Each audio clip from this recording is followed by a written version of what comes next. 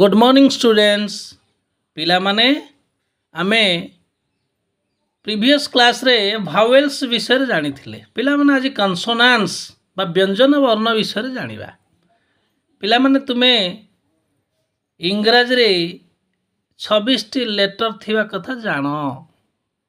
सेथि मध्यरु B C D F G H J K L M N P Q R S T V W X Y Z ये सब को आम consonants कहवा।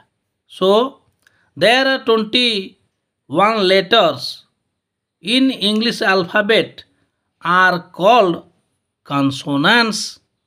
Thank you पिला माने ये वीडियो को आउरी आगु को देखिया हेले ए चैनल को सब्सक्राइब करिवो, लाइक करिवो, शेयर करिवो एवं यूज ऑफ ए आन रो व्यवहार आमे जानिबा पार्ट 3 रे सेथि पर्यंत ए वीडियो को देखिवो, शेयर भी करिवो। धन्यवाद।